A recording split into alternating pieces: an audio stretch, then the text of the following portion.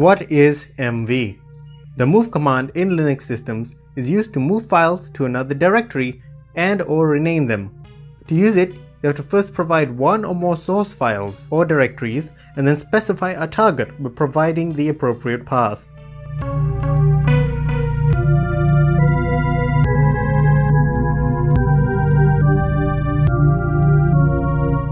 To move the source, the target must be another directory.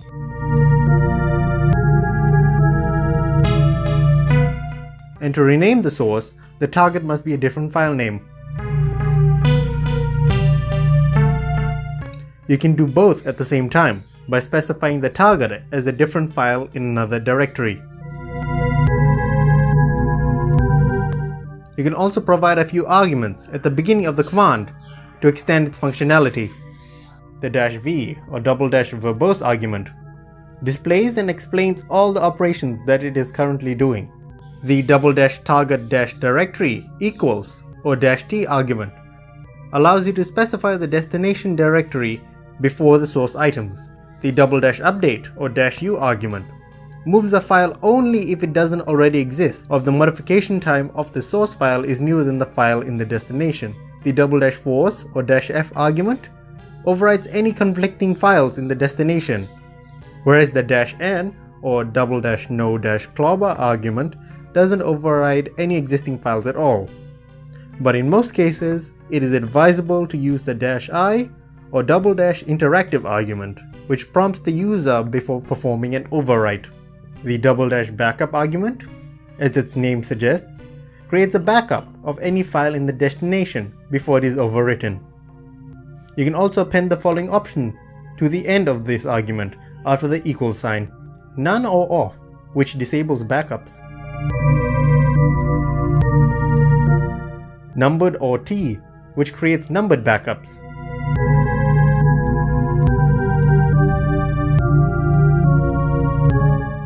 simple or never, which only keeps one backup of each file and overrides any existing backups;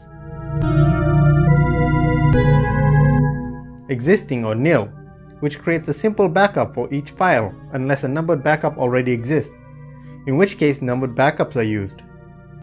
There is also the -b argument, which is the same as the backup argument, but it does not accept any options. The -S or ~suffix equals argument allows you to use another suffix to indicate backups other than the default, which is tiddle.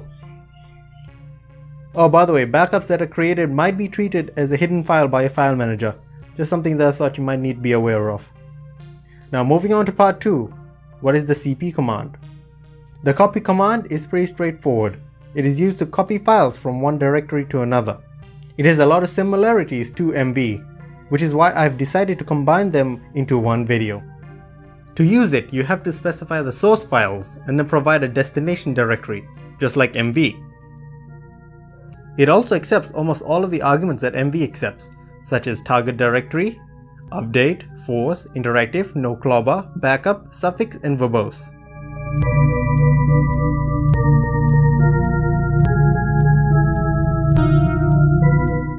The copy command does, however, have a few additional quirks and arguments of its own. The cp command, by default, ignores subdirectories and the files contained within them. The --recursive or -r argument must be used when copying directories.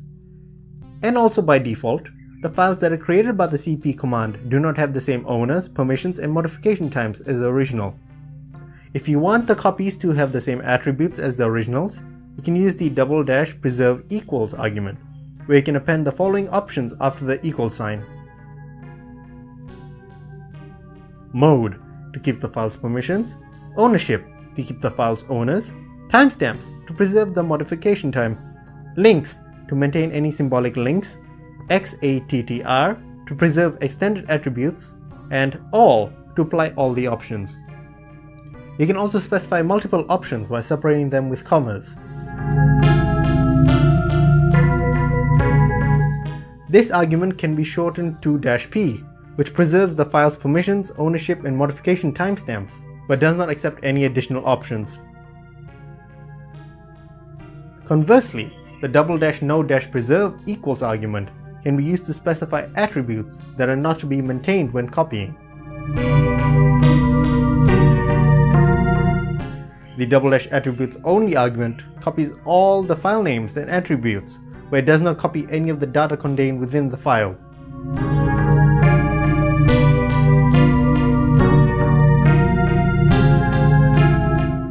In most cases, it is advisable to use the --archive or -a argument over the --recursive or --preserve arguments. It copies the files and subdirectories recursively and preserves all of the attributes. With the -l or --dereference argument, the copy command follows the symbolic links to other locations in the system and copies their contents like regular files. But when the -d argument is applied, the command does not follow any links in the source items, but it still preserves them in the copied files. On a similar note, when the symbolic -link or -s argument is in effect, the files are not copied, rather symbolic links to the source files are made in the target location. And to finish it off, both the mv and cp commands have the --version argument, which gives basic information about the program, and the --help argument, which contains everything that I have just mentioned. This video does not cover all of the options available though. If you want, you can consult the man pages for further details. If you think that this video was helpful, please leave a like, and if you want more of this type of content, feel free to subscribe. If there are any errors in my presentation, or if you have anything to add, ask or suggest, please leave a comment down below. That is all I have for now. Till next time, goodbye.